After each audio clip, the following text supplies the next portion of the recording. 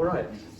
Welcome everyone to the Ithaca house. We are very happy to have you all here today, and we look forward to a wonderful time together as we consider our common Ithacan genealogy today. So welcome, and we'd like to thank also the events committee of the IHS who has helped us today to provide for the refreshments. We have a wonderful program today, so it's going to be very interactive, so we will all be able to do what we've always wanted to do, and that's find out how we're all related. So we're one big happy family, even if you're not Ithacan.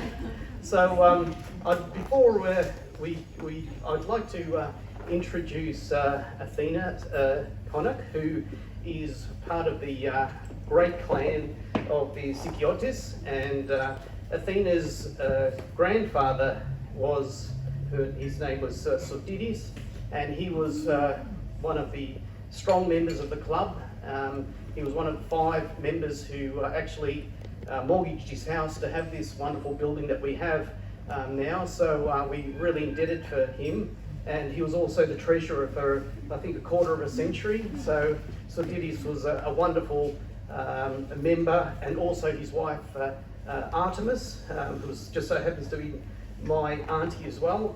She was a wonderful contributor, always cooking for many of the events here, and they were great supporters of the club. And we're grateful to have his son here, Peter, and his daughter Athena and Andrea, which is wonderful. And so I won't, without further ado, I'd like to introduce Athena. She's our Ithacan Historical Society secretary. She's doing an amazing job, and she has championed the genealogical project that we've always wanted to create. And so we're doing that online now, and we're going to invite everyone to be able to join this wonderful tree. And of course we have the Nick Sikiotis family represented here, but with Eliana, and we really appreciate their great contribution, which Athena will allude to soon. So I'd like to thank you all now for being here, and I hand over to Athena.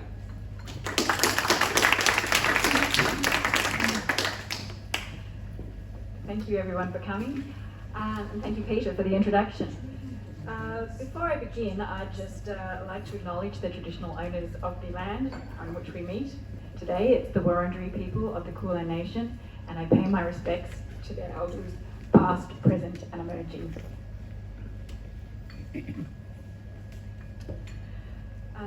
This presentation has 3 sections, starting with the seed of the tree, and here I will briefly discuss how the initiative came about, our vision, and the subsequent evaluation of the genealogy industry that led us to choosing MyHeritage to house the IHS family tree. I'll also spend some time talking about the benefits of using MyHeritage. The next section focuses on our IHS family website. I'll speak about the foundation tree, then hand over to Eliana Sikiotis, who will share her father's passion for tracing his family history. Finally, I'll discuss ways you can get involved. I'll demonstrate how you can create family trees, how you can share them with each other, and how you combine, if you wish, combine your tree with the IHS single Ithacan family tree.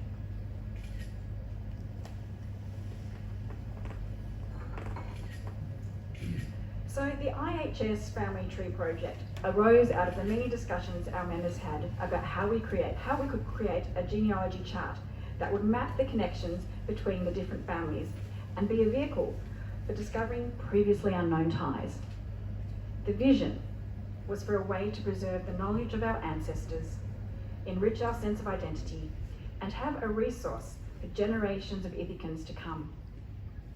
Importantly, we could better answer the question perpetually asked in cafes, beaches, taverns, and churches around the world. I think we're related, aren't we?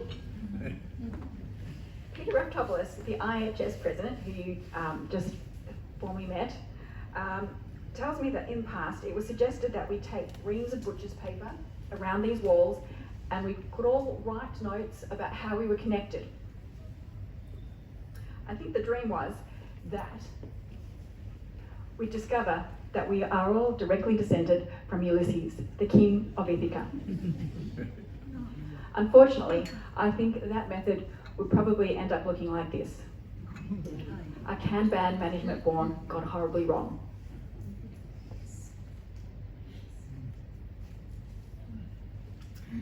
So the Ithacan Historical Society Committee undertook research to learn about the types of family tree building tools that were available to us.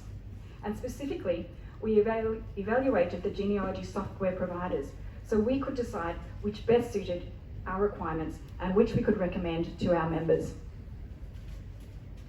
The evaluation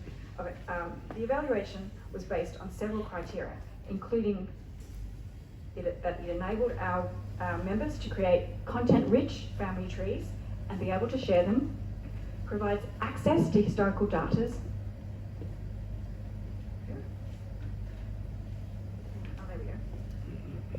supports a Greek language script, provides good customer service, has high standards of personal data privacy and family tree data ownership, and is cost competitive.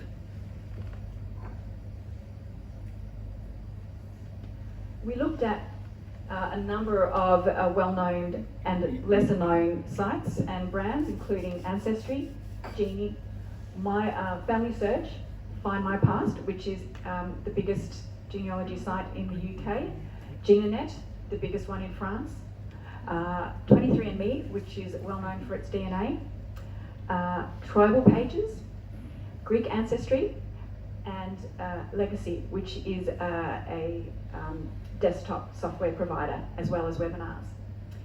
In the end, we found that MyHeritage was found to be the best in terms of features and benefits to our members and to the committee. So, what I'd like to do next is just play you a bit of video which will give you a taste of what MyHeritage is all about. On MyHeritage, you discover, preserve, and share your family history right from your computer or smartphone. Sign up at myheritage.com. Start by creating your family tree on MyHeritage. It takes just a few minutes. Enter a few details about yourself. Fill in the names of your parents and grandparents.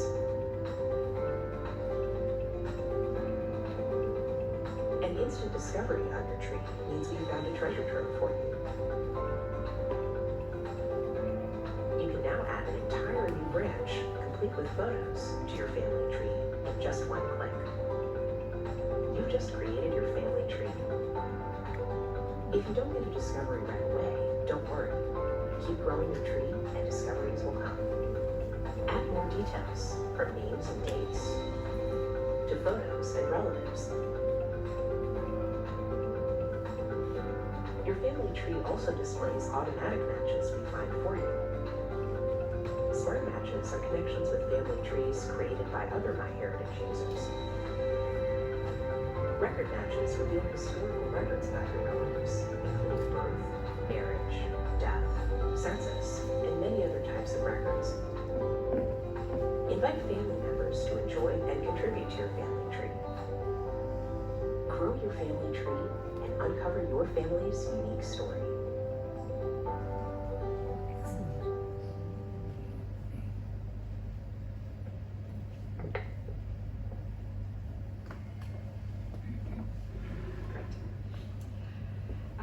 Now that I've introduced you to MyHeritage, I'd like to turn your attention to the IHS family tree that will be hosted on the MyHeritage website.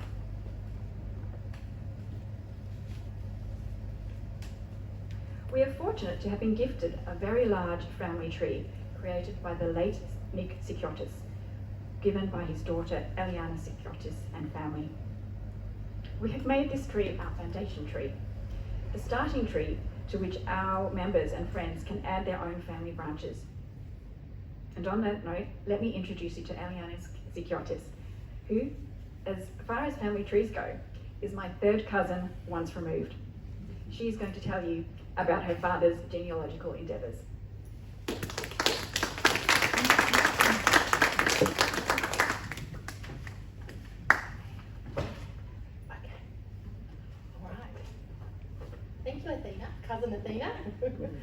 Good afternoon, everyone, Ithacans and friends of Ithaca. I'm so honoured to be here today to celebrate the launch of the IHS family tree. My father, the late Nick Sikiotis, was endlessly fascinated with genetics, familial traits, and the ways people are connected across time and places. Building his family tree was a passionate hobby of his that was spurred on when he saw an old picture, this one, of our family tree that his father had painted in 1956. My father was tech savvy, and with the rise of online genealogy platforms, he quickly expanded on my grandfather's work, adding more relatives' names to a growing tree made possible with this new technology. Following the guidelines of the platform, he sifted and sorted through many publicly available documents and was able to cross-reference them with his extensive personal knowledge, materials, and including old photographs and journals from his father. In the last few years of my father's life, he delighted in putting the puzzle together, discovering birth certificates, marriage, dowry and death records, electoral rolls, ship passenger lists, and even information from gravestones. He had excellent command of both Greek and English languages, so he made swift work of these documents. He had an acute eye for detail. He was an electronic engineer, and his engineering mind was well suited to genealogical work. He loved dedicating time to this burgeoning tree, and he realised he was growing a database that would be valuable to many Ithacans, and understood how important it was to build an accurate, cohesive record for all before it was lost. Something that could be further built upon with every generation.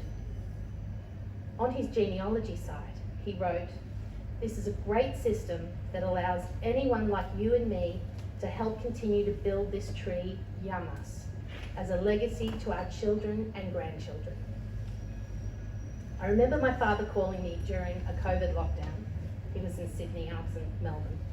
And he'd been happily working on his tree, very excited, connecting and swapping notes with a couple of other Ithacans building their respective family trees. He was thrilled about the expansion, and his tree was bolting, having diligently collated interconnected Ithacan names in the thousands. I asked why his tree had surpassed others in growth, and he explained that he had the advantage of context. The documents were not abstract pieces of information to him yet. He could place this data into the context of his lived experience. He knew Ithaca's hillsides, the ancestral houses upon them, and the people that belonged to them over decades and generations. He could place the stories of family members migrating half a world away as he correlated the pieces of evidence. He was born in Newcastle, Australia in 1951. However, at age 4, his parents decided to go back to Greece and raise him on the island. This was an uncommon direction of migration at the time. The Greek diaspora was well underway, yet his family journeyed back in a reverse diaspora of sorts. His primary school education was in Stavros, the crossroads village of North Ithaca. He completed his high school education in Bathi. Ithaca was truly his playground. His parents had built their landmark house Romanza in the 30s. It was more than a household. You can see here. It was the first permanent outdoor dancing and live music venue for locals to socialise and mix every Sunday night. Many of you are related to people, or here, there are people here who have danced at Romanza, who danced on its terrace in the 30s, 50s, 60s and 70s. Romanza was a treasured hub of entertainment, and people from every village walked to his home terrace regularly on Sunday nights throughout the year. How could he not know everyone? This is the place where people fell in love and danced with their future spouses. As a child, he was privileged to be given a donkey of his own, solely for him to get around on, and he did. He was truly mobile. This was uncommon, as donkeys were normally reserved as serious working animals. Every summer, his parents packed him up on his donkey, sending him off to the distant enclave of Connock to stay for the season with relatives while they worked. So his home-ground knowledge was deep there too, running with the Connock kids all over its hills and swimming in its bays. His ability to get around on the island independently as a child and to every village didn't stop there. He was the first kid to get a bicycle, and as a young man with a lot of bravado, he was the first with the motorcycle, tearing around the island like Evel Knievel, during a time when everyone moved much slower than he.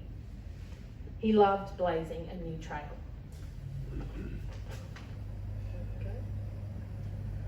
After starting a family, he lived in America and then Australia, and his connection to Ithacan communities abroad was strong too, namely in Melbourne, Sydney and Newcastle. He regularly returned to Ithaca with his family, nurturing his connection to his homeland. In his more mature years, he enjoyed reopening the Terrace of Romanza for music and congregation again, raising charitable funds for local projects. Nick leaves a formidable foundational family tree, a legacy of love for his family, for Ithaca and its people. We are so pleased the tree has been transplanted to the Ithacan Historical Society, and it could not be left in more fertile soil. I know this donation of my father's work is in alignment with his heart's desire for it to be shared and grown by all. We are so excited to see the tree continue to grow and blossom with more stories and connections of Ithacans everywhere. Thank you.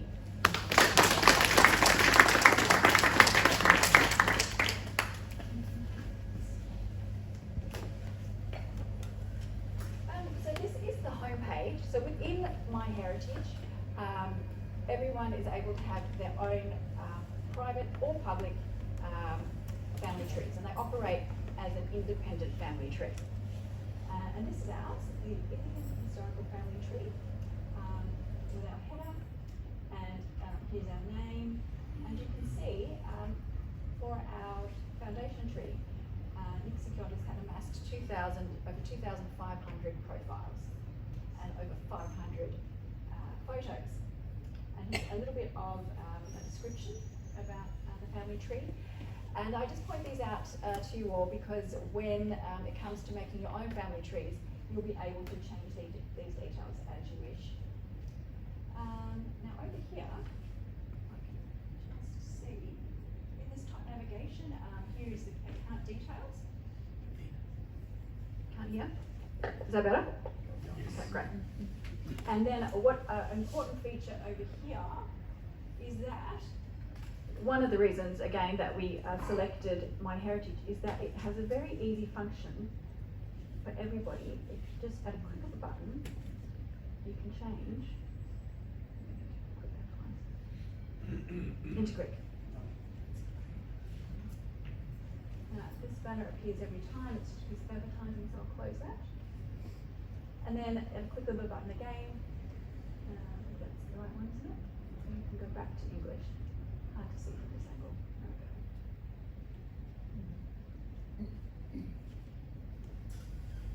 Okay. And now for the family tree itself. So this is the home page, and then we navigate to the family tree. And here it is. Now, when we open it up, it generally pops up on Dionysus because he is sort of central to the tree, and from here we can move about quite easily.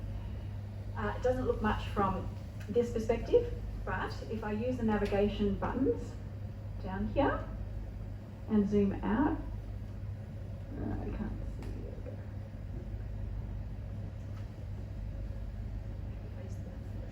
see.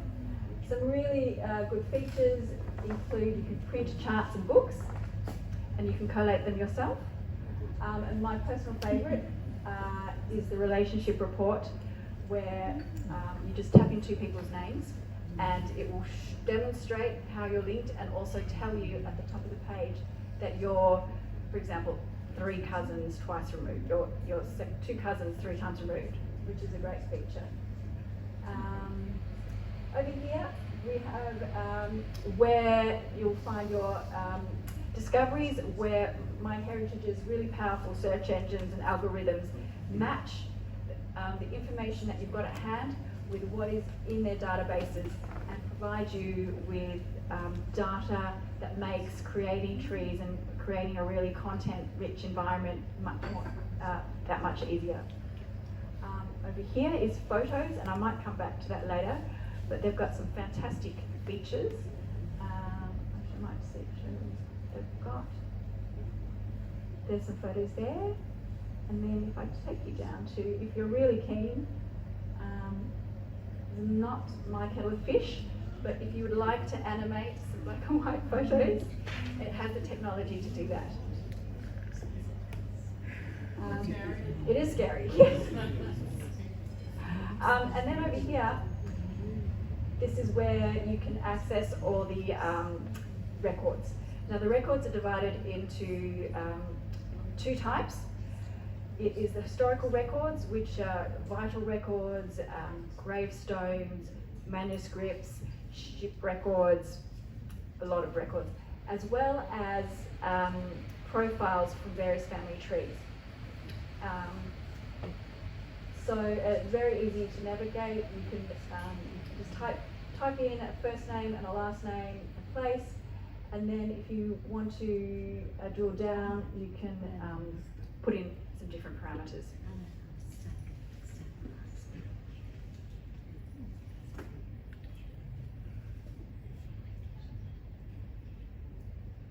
This is just an example of some of the trees, some of the posters you can create, and you can personalize those a bit more. You can change the title or change the look of them, and you can either just download them to your desktop or have them printed. Now, one thing I would like to talk about is the privacy that is on MyHeritage, particularly when people are thinking about living people. Now, across the industry, there's a standard acceptance that when you're creating family trees, they will publish the names of deceased people, but when you're including living people, such as this generation, they only publish the last name, and you cannot see the first name. So you'll see the little box and the profile that's there, but to protect people's privacy, they don't publish them unless you've been invited by the owner of the website to view the tree.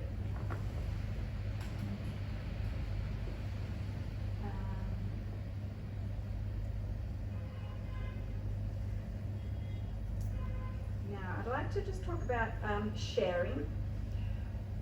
The genealogical sites all encourage sharing because it is the best way for you to move forward with your family tree. People tend to, initially people might be wanting to keep things private, but you will, in terms of improving the, in terms of improving how accurate they are, the best thing to do is share them. There will be errors in your tree. I'm sure there may be some errors in mixed tree, but it is all about that sharing information, and over time, your tree becomes more and more accurate and grows more and more.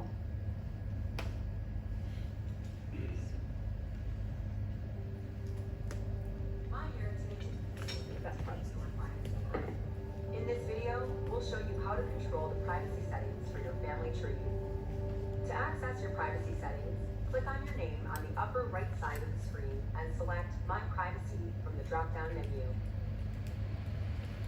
Here you will be able to adjust the privacy settings of your user profile, whether you would like your profile to be searchable, whether you would like non-family members to be able to see your real name and your age, and so on. When you're done adjusting your settings, click Save. To determine who can access your family's site, request membership, and invite other members, click Access beneath the site name on the side menu and adjust your settings. When you're done, click Save. To adjust the privacy settings of the contents of your site, click Content under the Family Site name in the side menu.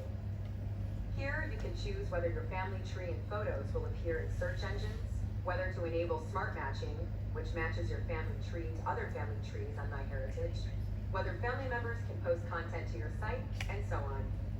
You can adjust these settings for each family tree on your site. When you're done adjusting your settings, click Save. To learn more, visit education.myheritage.com.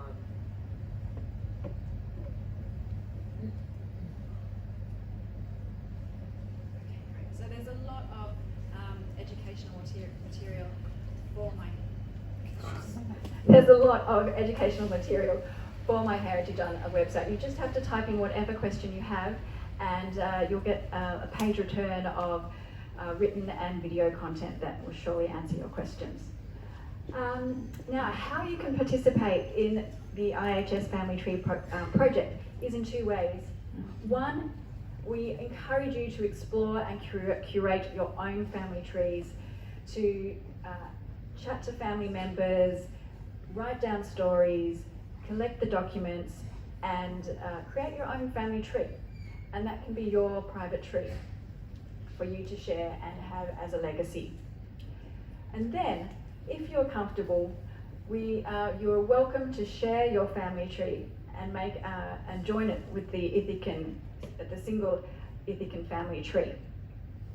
And the way you can do that is whether you have done a digital tree, done by written with pen and paper, or created an oral video content, you can simply email it to us, and we will upload and connect your tree to the Ithacan family tree. Now, a couple of provisos. We have to first find a common profile that matches one that's in our tree with yours. At the moment, there's a lot of Securituses and Raptopuluses on the tree, but there are plenty of other surnames, and we can simply do a search to find one with your family.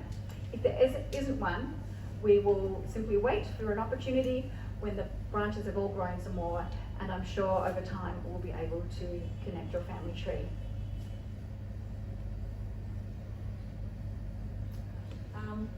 So if you would like to use MyHeritage, we just search up MyHeritage, fill in the form as the video showed,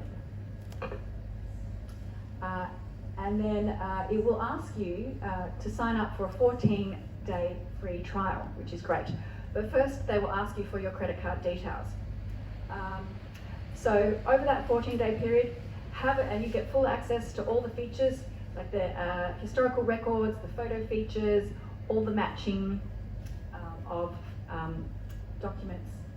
And then after a week or so, if you feel that you are not going to progress with your family tree anymore, and you think you've got all the value you want, you are able to end the subscription, and then your membership becomes a free basic membership. And with that, you get your family tree of up to 250 members, and a couple of photo options. As well, you can see the records, but you're unable to download them. But we can help you with any more record research and record finding that you need. So the free basic plan, as I mentioned, gives you 250 people and 500 megabytes.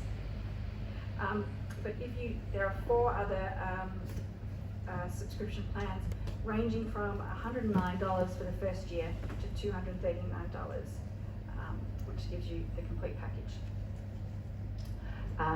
You're free to sort of investigate that further another time. Now, with MyHeritage, we've discussed, there's over, in terms of Greek historical records specifically, there's over 2 million records. These are voter lists and mail registrations. There's church records from Sparta and civil records from Corfu. These are indexed, and they are in Greek or English, but this requires that you have a subscription.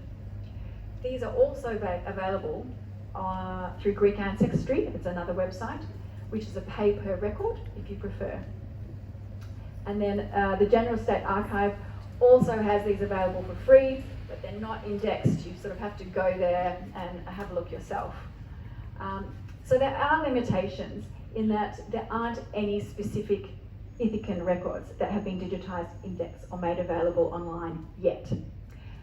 But the beauty is if you had family members that did move throughout Greece and move to other countries, they'll definitely come up in the search records. I was hoping I could demonstrate, for example, my grandmother and showing how she comes up in Australian electoral records and probate and marriage records and so forth, and you can add those to your tree.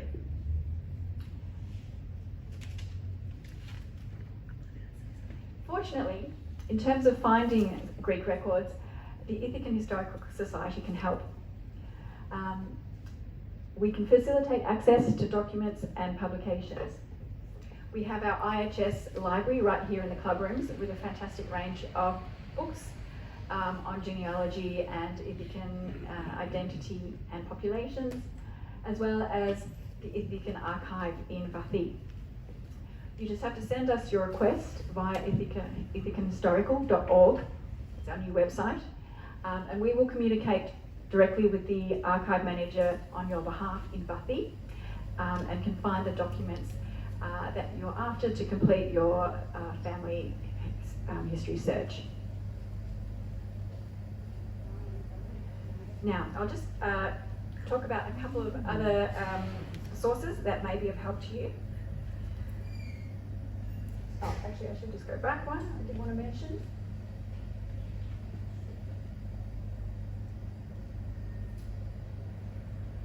That in addition, that the sources that you may find, we have the,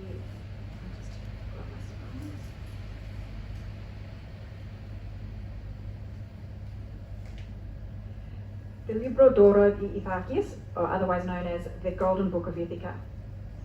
So during 3 centuries of Venetian rule, Ithaca didn't have a nobility. However, in 1803, the new constitution of the post-Venetian Republic of the Seven Islands established a restricted class of electors on each island, admitted for having satisfied strict economic criteria. 1 page is devoted to each family, recording their proper background, economic status, character, and education. The Ithacan Libro d'Oro of 1803 is the only known surviving manuscript of its type, and it has been now published by Elaine Grieva in 1997, and we have a copy here in the library. We welcome people to come in and study at our premises, so please speak to Peter Raftopoulos after the presentation or send us an email if you're interested. Also, our very own Kyriakos Nikaias, Vice President of the IHS, gave a presentation about the manuscript within its historical context as part of our lecture series, and you can view that online via our website or on YouTube. So I guess if you find an ancestor in this list, congratulations, you are descended from nobility. Another great source is the census of 1807, and it's a document in the archive of Corfu. Originally written in Italian, it lists the entire population of Ithaca, Galamos, and Kastos.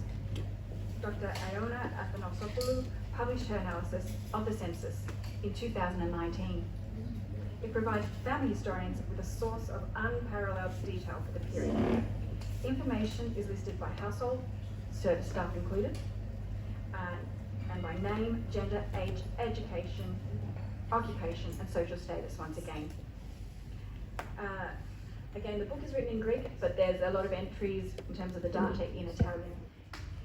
Unfortunately, it's currently out of print, but again, we have a copy here in the library if you wish to view it.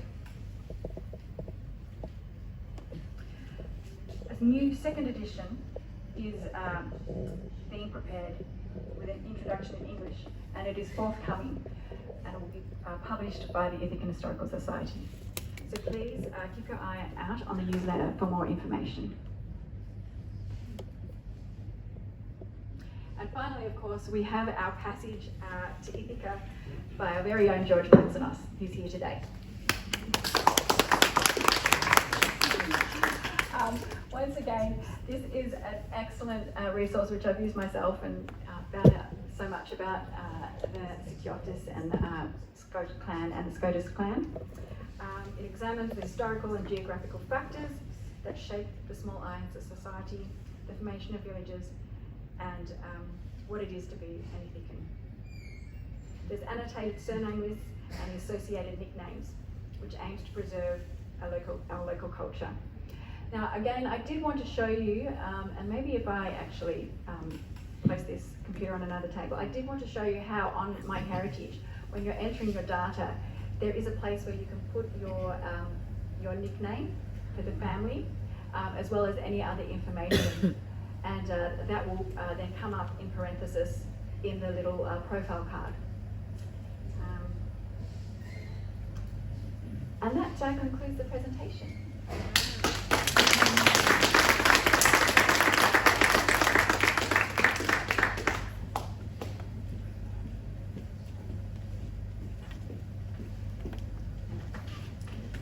Thank you very much, Athena, and also Eliana, for a wonderful presentation, very well explained. And if you have any other question-specific ones, we're happy to take a few right now.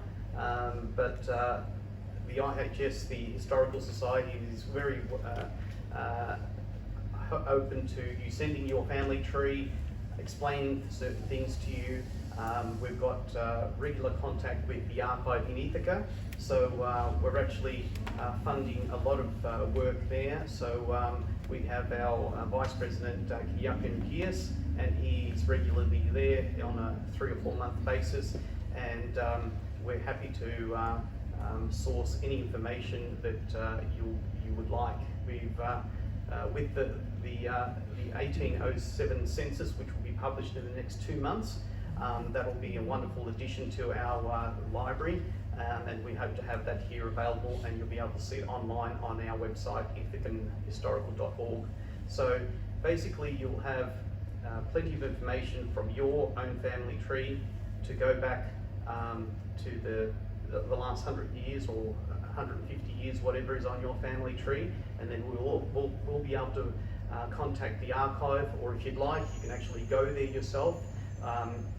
The records are currently there from the 1850s, and we're hoping to go back even further as time progresses, and we support the archive in continuing their work. Then you'll be also able to verify things in the 1807 census, so you'll be able to have at least a couple of 100 years, if not 250 years of information of your family trees. And we actually hope to go well into the 1700s and possibly into the 1600s in the next in the next 2 or 3 years. Just to give you an indication, I went into the archive a 1.5 years ago and just asked if I could have my father's birth certificate. The archive manager took about 2 minutes to have a look at his spreadsheet. He took another 2 minutes to go into the archive and gave me the original copy of my father's birth certificate from 1910. Sorry. So he gave a photocopied copy, and he was able to notarize it by the police within 2 days. He gave it to me. It was notarized. And of course, if you've got children or yourself would like an EU passport, that will come in very handy. So there are many options there, and we're very happy to facilitate. The Ithacan Historical Society has set up the Ithacan Archive Fund, and we've been funding the archive to the tune of between $6,000 and $10,000 every year for archive boxes, for photocopying paper, for various documents, so that we can retain these amazing documents, which we're very fortunate to have, because some of the other islands have had their archives completely burnt or destroyed by earthquakes, and we're very fortunate they've got a complete intact archive dating back to information to the 1500s. So we're very, very fortunate, and we're having researchers going there now, so we're subsidising researchers to go in there. Like we had the Cretan Mediterranean Studies School there just recently for looking at the navigational story, which is all written there, and we can understand from there a great amount of knowledge of how people lived, who lived there, and how they interacted with the Venetian governments. So it's a really fascinating time. Ithaca has got a book coming out about the Venetian governors, so he lists all the Venetian governors going back to 1500, and that'll be published by Cambridge University very soon. So it's a wonderful heritage we have. So please avail yourself and get involved with our family tree, and it'll be a really enjoyable practice. So is there any questions that you'd like to ask Ileana or Athena? Let's start with Sophie. I just want to add a couple of things. Can I say a few things? So I was going to say thank you, Athena and Liana, for an excellent presentation and sharing your family history, Ileana, and your father, who documented from 1956, which not many people do from Greek ancestry, unfortunately, because we don't think about it, but because he was a very intelligent person, obviously wanted to keep the family history. I've been doing my own family history for about 30 years, and I've used My Heritage. It's excellent. What I was going to mention, if anybody does look up Greek ancestry, which is another platform that they use, do not buy the record, because you can use that as a database to build your own. So the Greek ancestry gentleman, Gregory Connock, is excellent. If you want to go and look for records, he'd be the person you would ask to go and do it. He's done it, and I know that from my own personal experience. But the database is an excellent search engine, as they say. Don't purchase, because it doubles up. I've done it a few times, and Gregory Contos, He actually had a project to digitise the My Heritage records. So he's very well versed in Greek records. Yes, and from what I understand, he has sold, because I use my own family confirmation minor, I've got the Greek and Asia minor records. He, I think, sold that to My Heritage. So that's what I mean, he doubles up a little bit. So don't, you can use the My Heritage and subscribe to it. Utilize all the engines in it and databases, because it's excellent. So that's what I wanted to say. And I wanted to say how wonderful you are, because it's wonderful. The Ithacan Society have got a wonderful project in place here for the future and for the past. Thank you. Thanks, Sophia. I'm very passionate about it. Thanks for your passion, Sophie. We appreciate and your association. And yes, we're working very hard to build this, and who knows where it could lead to. Probably, we're hoping it'll be well beyond Nick's, wildest dreams. It'll grow, and we just want to grow, and it'll be by marriage, by who knows where it'll lead to. And so it's a really exciting project that we've got. So we're looking forward to. One more thing I need to add. I think people who come from an island, like my family came from an island. Yes. We're a little bit different. We believe in all that interconnecting, the Kumbari, the CB30, everyone is the same. Yes, we're very, very close-knit, especially we're all pretty much, and that's why we're all starting from. So another question from Andrew, would you like? Yes, sure. Just wonder about my are we limited by membership to just the tracing maternal side? Can you add maternal side? Yes, you can. And so in other words, multiple family trees. So in terms of how many family trees you can have, and if you're limited to just the paternal side or the maternal side, you can combine both trees in the one tree. It has, again, I think what I'd like to do is pull up a table here so I can demonstrate it, because it's worthwhile, and I can see what I'm doing. It has little nodes that you can click on. So if you have your mother and your father, and it's principally your father's paternal tree that you're looking at. Your mother might have a little node, and you just click on that, and it expands to the maternal side. And so you can either have those trees separate or combine them into the one tree. Now this might work.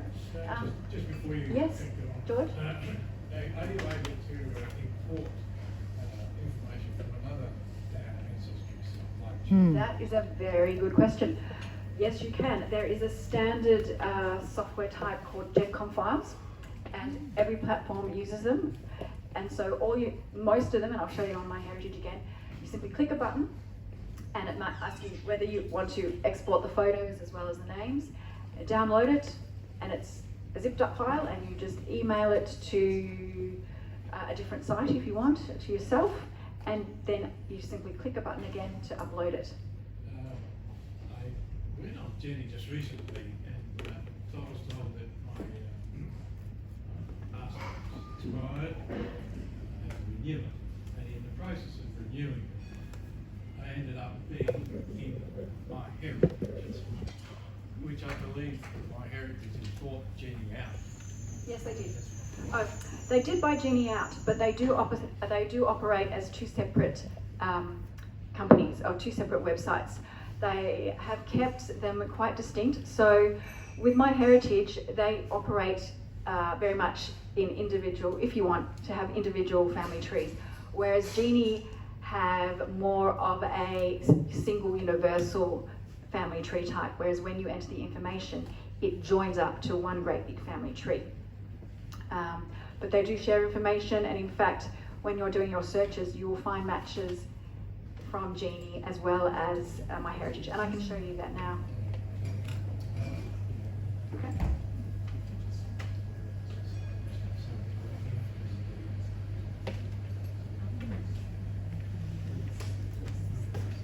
Are there any other questions that I can line up for Athena? She'll show you through so you can have a little hands-on look.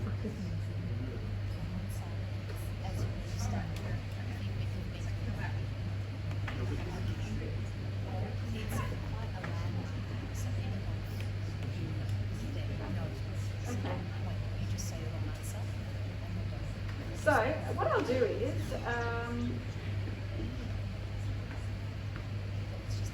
going to go to Peter Raptopoulos' site because he's given me permission to drive his website. And is that better? Is that a good one there? Okay. And I click on his family tree, and you can see he's done a very good job of having 42 people in his tree. And as you're aware, we are related, so I'd like to update his site with a few facts from the family members that are important to me.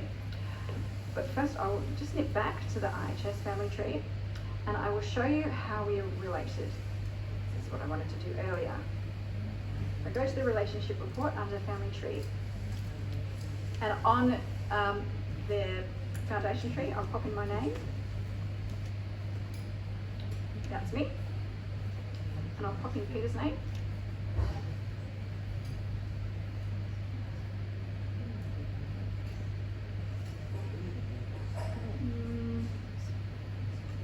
This one used, a bit more. Maybe this one. And there we are. Come up with, there we go.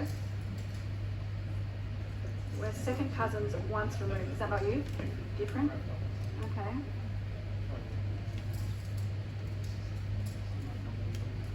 So there's three of you. Alright, what I'll do is I'll show you. James Morris is your... He's not on it yet. I'll do Eliana and myself. Eliana. She is. And here's me. He does it so quickly.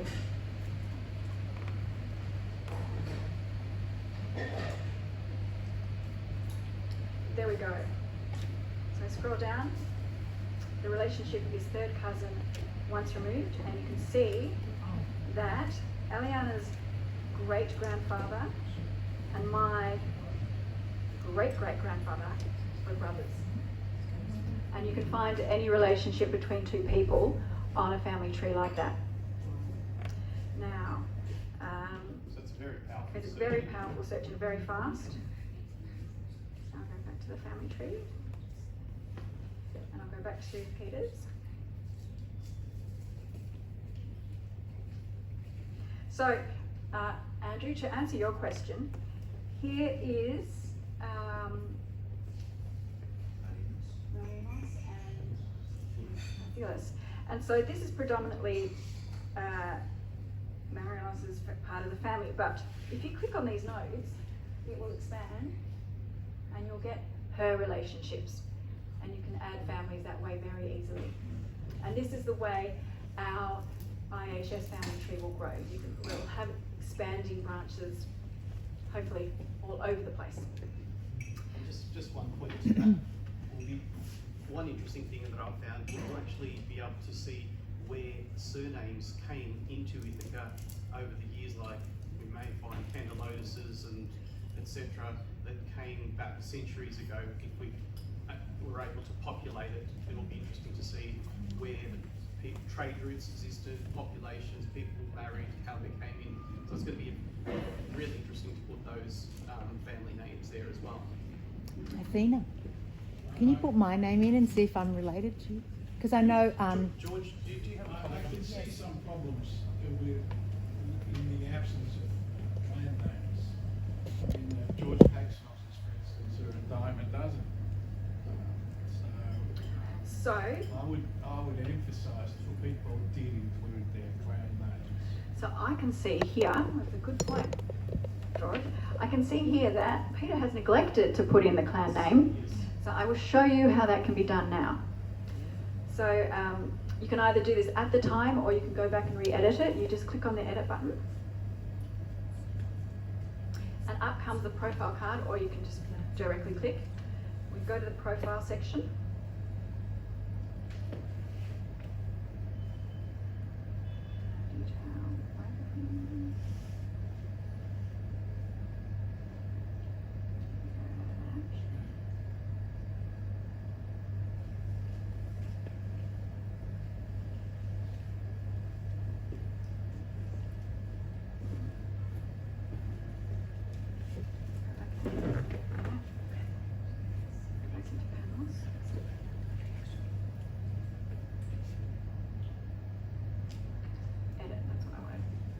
Okay, so there's, you can see there's lots of fields to fill in, and so I can put in his birthplace as, I'm not sure if this is correct, but just for the purposes of today, I'll put it that it's Stavros, Ithaca, Greece.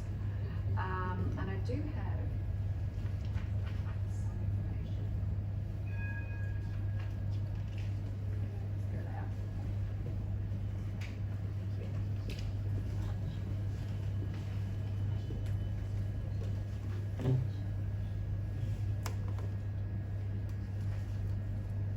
So, here we go.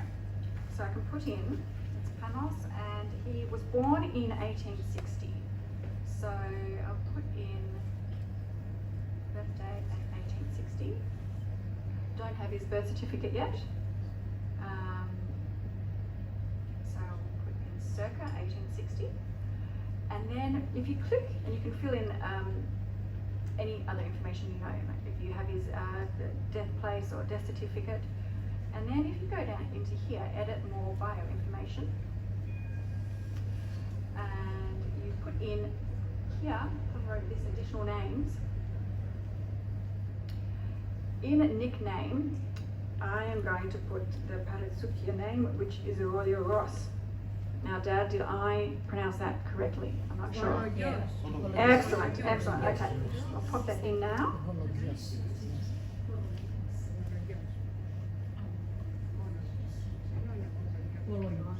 correct? Yep, this is great. And then I will, yes. Oh, I've got that mixed up, am I?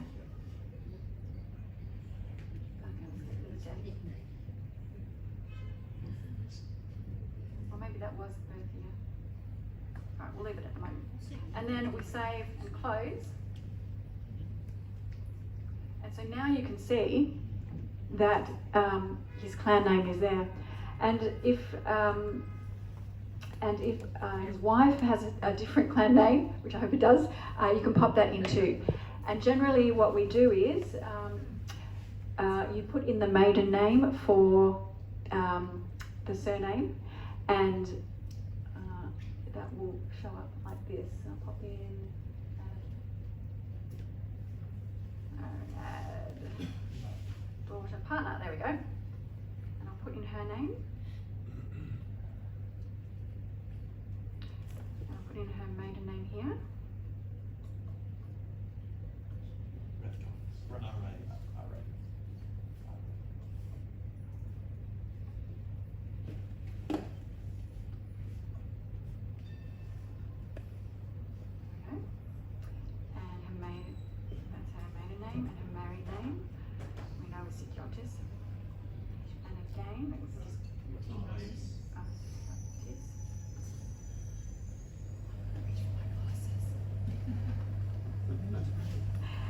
And then, oh, that's better.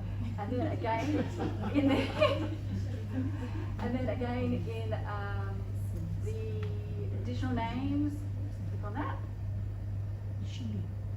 And again, you can put in the religious name, the former name, named after namesake. But in terms of the only one that will show up on the actual family tree is the nickname. And in here, I'll put Balatsokis.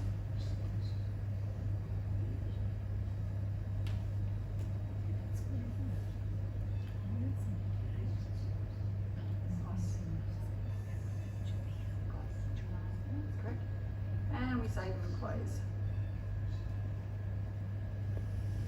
You can see it's added by marriage, and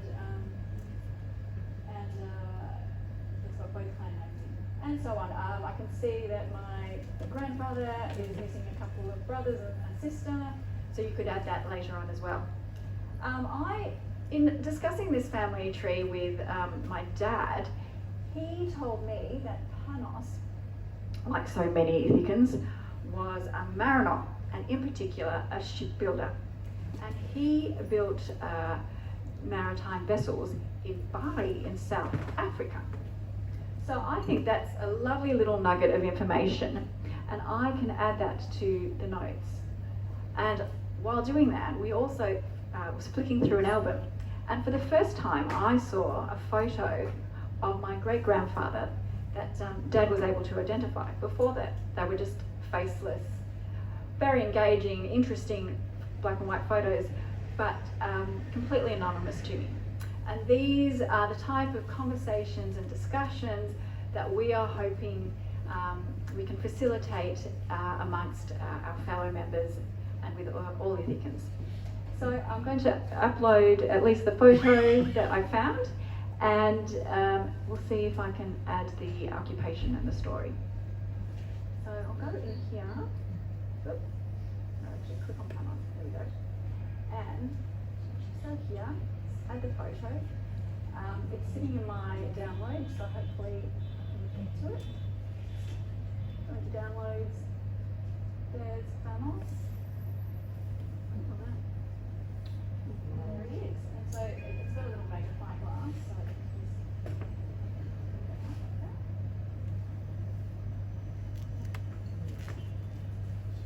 use my mouse.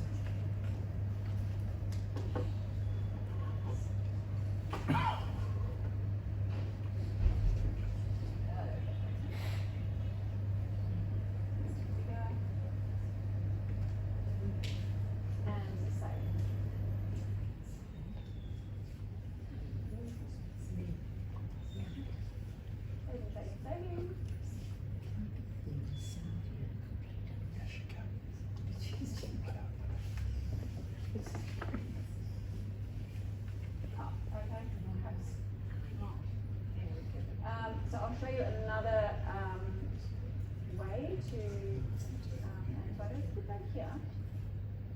And go to photos. So there's the photos there for profiles, and then in here we should have an album of my grandmother and my grandfather. And these are the black and white photos that I uploaded.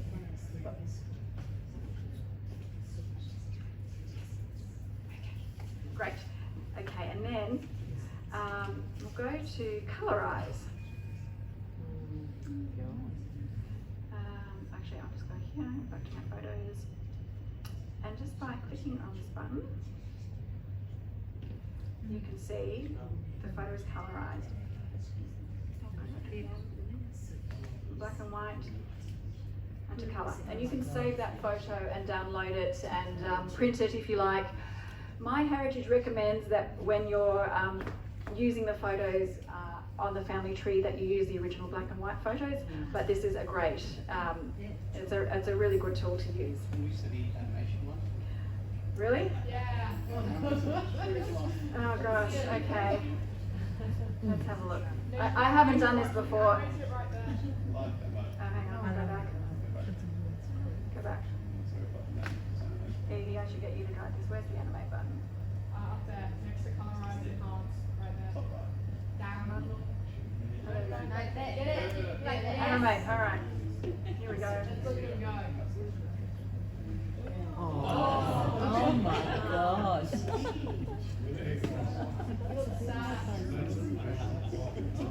Smile. That's scary. So you can upload lots of photos and it's in your photo album, and you can choose to make them public or keep them private. Again, you need to sort of click all the boxes. I think if I scroll down, you can see whether or not they were public. Can we see if you have any animated? Yes, you can. Why not? Let's go back to photos. My photo. No, yes. All right, let's. So that you should actually do the steps like enhance your photo, then colorize it. And this is a beautiful photo actually. Let's do that. There's Artemis, all lined up for a party.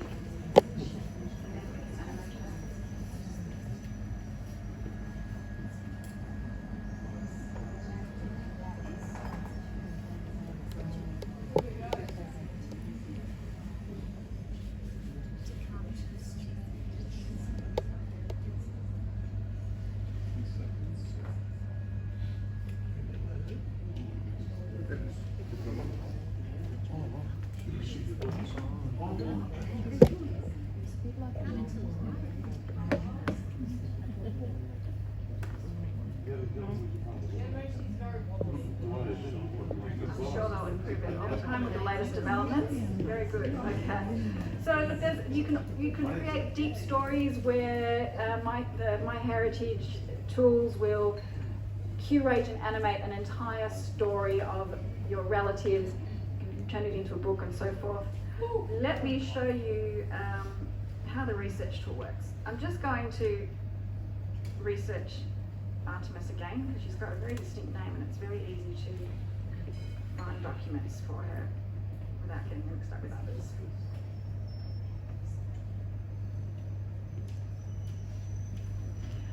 So here and this is where I was talking about, there's two different types of records in the databases. There's one where you see a person's profile in another person's tree, and so you can view that record or invite yourself or go to the tree owner and ask if you can see the family tree if it really interests you. And then the second type are the vital documents and other records. So here we've got an electoral roll entry, we've got a death certificate notice. So let's view this record. And again, if you're not paying the subscription, you'll be able to see this box, but you won't be able to view and save the full record. Kind of like dangle a carrot in front of you. So here's the record. And so that is her death certificate notice, which was published in the Herald Sun. And I would like to save this record to Peter's family tree. So click save. Yes, that is her, so we'll continue.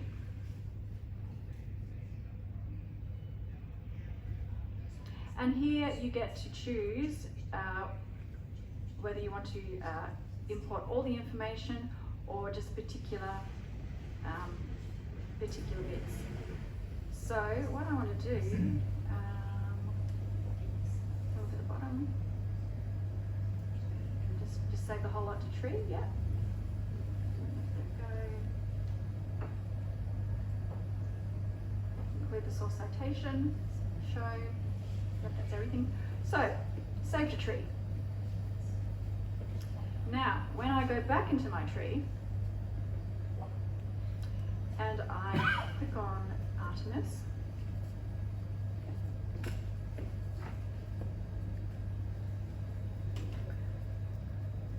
here she is.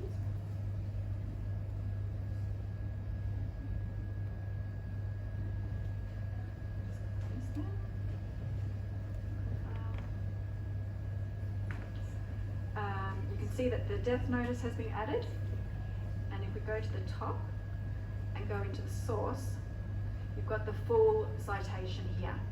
So it does it all in one. And so you, in terms of correctly sort of following genealogical protocols, MyHeritage does it all for you. It makes it really simple.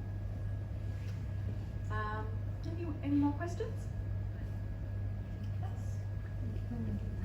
got a question. So we've got the foundation of the tree. Does the information in that tree sort of improve in time?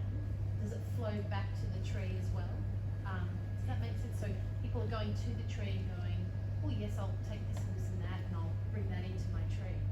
But is there a way for do we know if there's a way for that central tree to improve its information? How do we improve changes?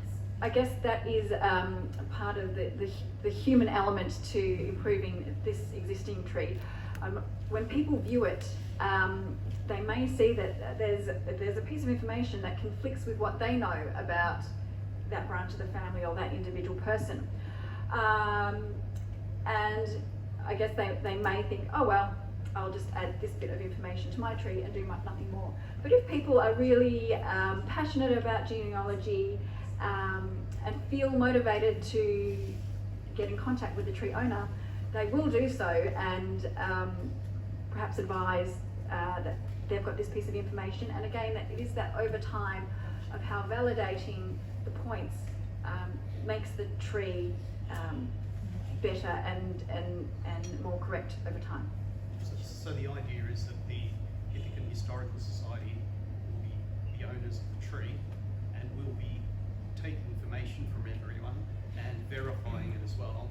And so we've got someone to check at the details, we'll be able to check various sources, and then anyone gives us their tree, we will then be able to add all the names. So my tree will then, I'll give Athena my details, she will add my details onto the tree, so we'll have another 30, 40 people, then someone else will give another 100, and we'll keep adding like that. So we want to have some checks and balances to make sure that things just don't go crazy. Gotcha. So we want to make sure we verify what we're putting on there. Yeah, makes sense.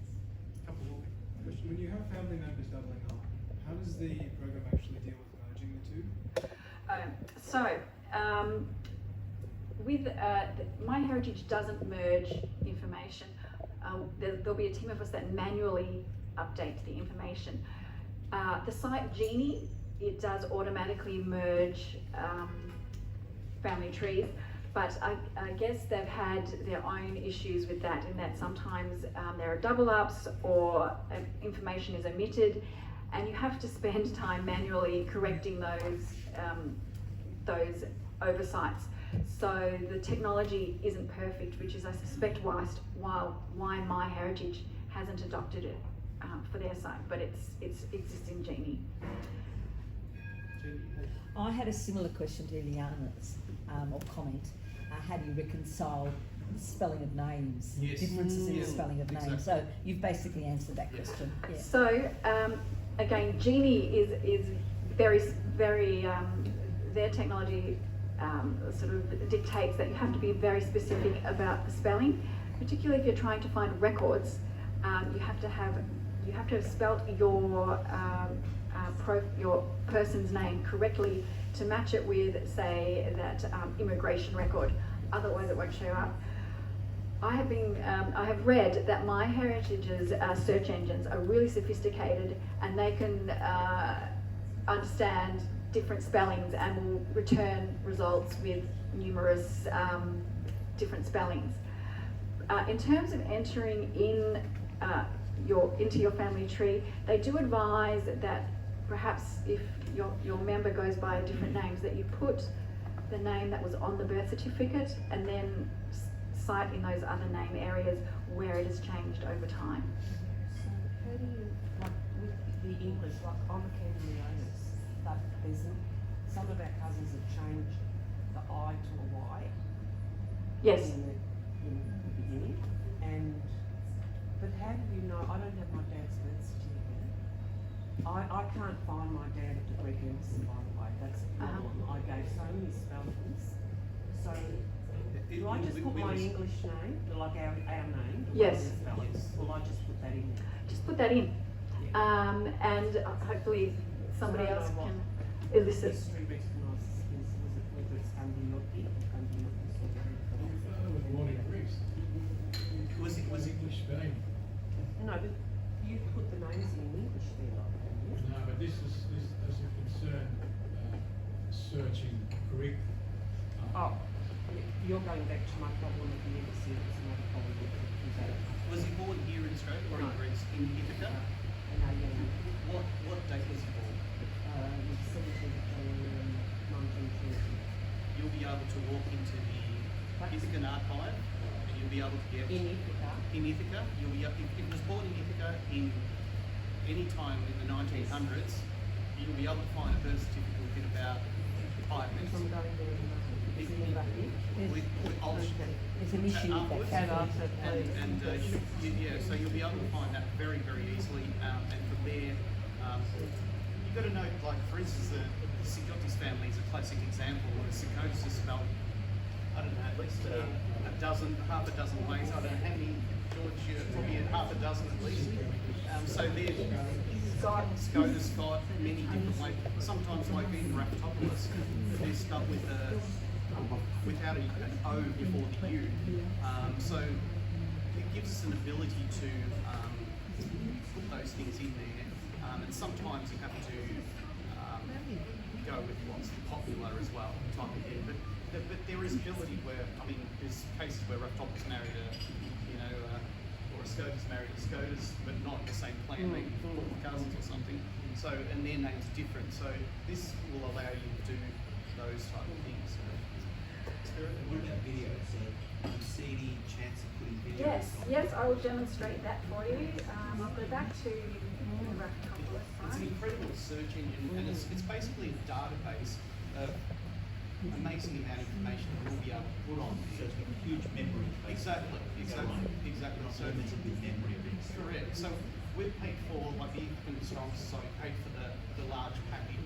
So we'll be able to administer what the information that you would like to give us. And so as part of the society, you don't have to pay for it. You can have your own tree. But we've paid for it, and we'll keep an annual subscription going, and you'll be able to see all that information. And if you change your mind, you because MyHeritage subscribes to GDPR, privacy and data regulation, they absolutely must delete your information, or else they'll face hefty fines. So that's a really good point. The only grey area is if you have uploaded a photo and didn't make it private, and then someone's seen your photo and said, "Oh, that's my great aunt," and they import it to their family tree, then it's hard to delete. But I have heard of instances where MyHeritage has intervened and somebody has said, "That is my photo," and they have gone in to delete it. So, but hopefully we won't have any of those cases arise. But I will show you, I did want to upload one more document, and I will show it in my downloads. This is a lovely story that my dad wrote.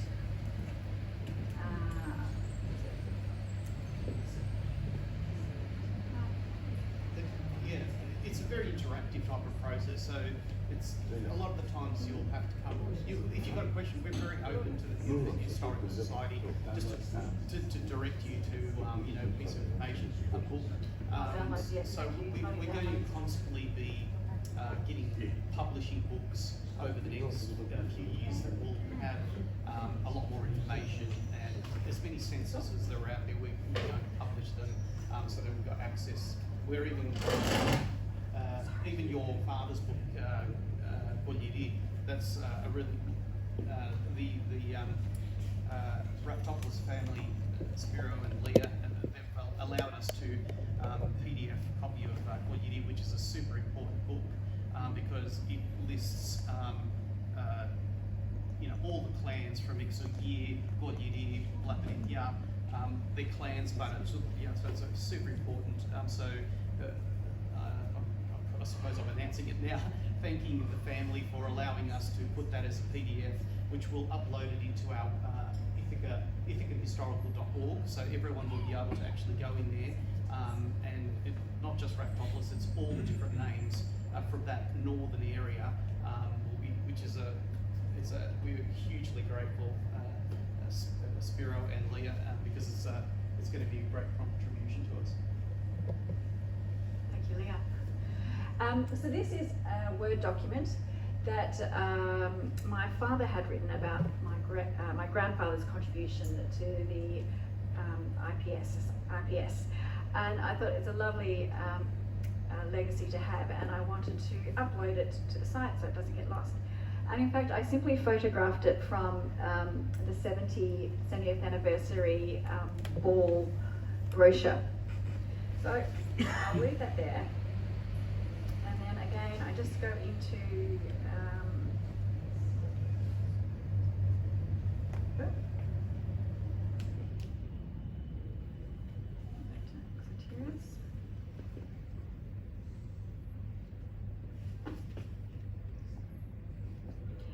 and under photos,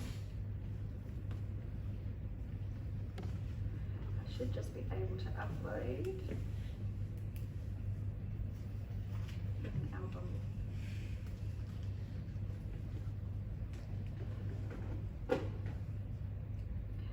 So, and this can become an album, and you can have multiple albums. Downloads, down to article.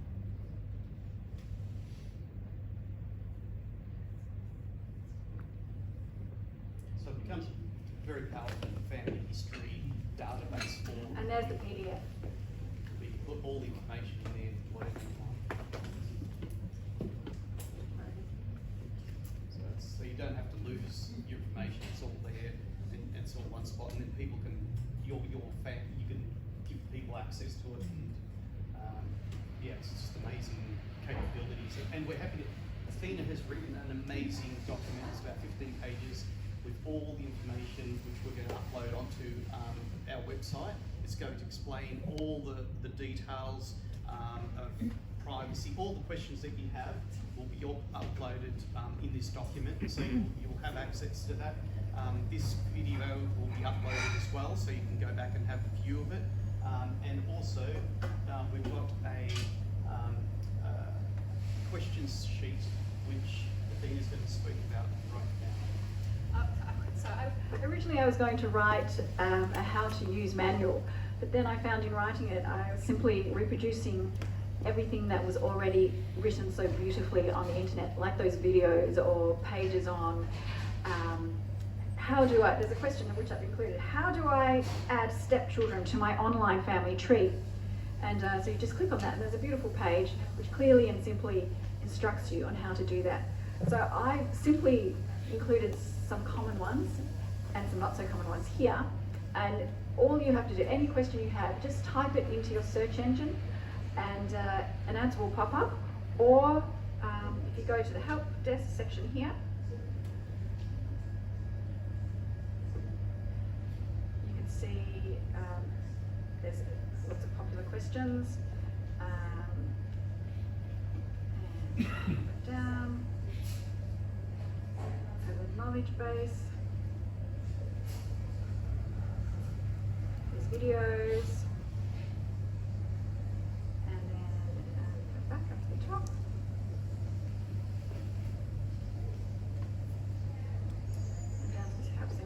got any of these, there are lots and lots of topics. What is my heritage's complete plan? How do I collect my DNA? That's if you're doing DNA. These are all about DNA, but lots and lots of questions. And the reason why we chose MyHeritage is there are some websites are pretty terrible with their ability to help you, whereas MyHeritage we've found is very good when you have any issues to actually call them up and speak to a human being, which is really important. So I would add you have to have that subscription for that. yes, Paid that's subscription. Right. If you just have the free basic plan. That's right. But you can always ask us and we'll find out. So yeah, please nice. So probably wrap it up now because yeah, we would like to. It's getting a bit on now. So if you'd like to have any of our publications was help us, like George Paxsonos' Passage to Ithaca, there's not many left. We actually published 100 of his second edition. I think we sold about nearly 10 at the Antiquities Festival, so we only got about 10 left. And any other books that we have here, please contact us. Use us for our any information that you'd like to find out. And please,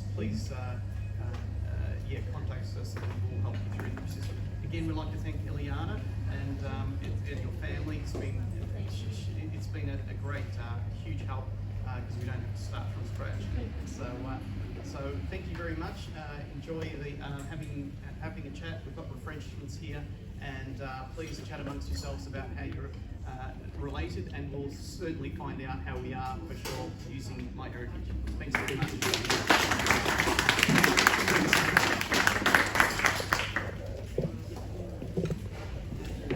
Like, it can't expand. You need to let it go and expand. Yeah, exactly. I told you it was interesting when I was speaking to Emily Kangas in England. Exactly. That's Her comment was, when I told her we've been gifted the family tree by Securitas, she said, oh, because she was aware that he had passed. She said, I've been thinking about that family tree sitting there all by itself. Yes. Doing nothing. Yes. She said, and now it'll Exactly. And I'm so pleased. For me, it's like it's a big tick that it's been birthed back into the. It's going to grow. So, oh, my dad would have just been so chuffed, so pleased. Yeah, absolutely. Yeah. It's given it life now, and it'll grow, and it'll always be there as your dad's, exactly, but it's just going to grow well beyond. So I'm so pleased, and he really loved it. Yeah. He really enjoyed it.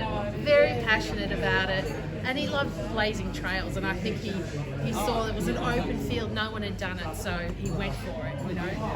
So he yeah, and he had a lot of there's other things like he had a bit of extra time because he was sort of semi-retired. He just played so well. He was in a unique position to really go for it. And he had that connection because he was there as a young person. Exactly. And so that really kind of he had that strong connection, really. Yeah. So 100%. Yeah. Oh, can you believe it? Oh my God, I'm going to try it now, taste test. Yeah. It looks amazing. I've had reviews already. It looks amazing. Needed a bit more cooking. It's okay, I just broke one. But I'm going to The taste is there, but we needed a bit, pick it up. tiny bit more cooking. Thank you. I think the flavours are there. Beautiful. It came from the moment I was born, meeting my grandmother, who told me all her story.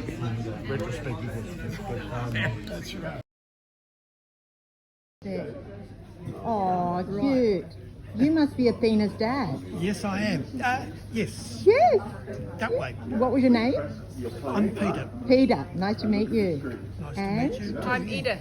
Hi, Edith. I'm Athena's daughter. Beautiful. Nice to meet you. Well, Mum's the star today. Yeah. Peter, I'm Eliana, Nick's I'm your niece. Oh. Yeah, I'm Eliana, Lynn. Yes. Nick and Lynn. Yes. From Sydney. Well, yeah, originally Melbourne, but he went to Sydney. Yeah. Yes, I see. Yeah. Nick passed away In 21. 21. Yeah. So. Hello. Hello. How are you? Hello. And Eliana. Eliana behind.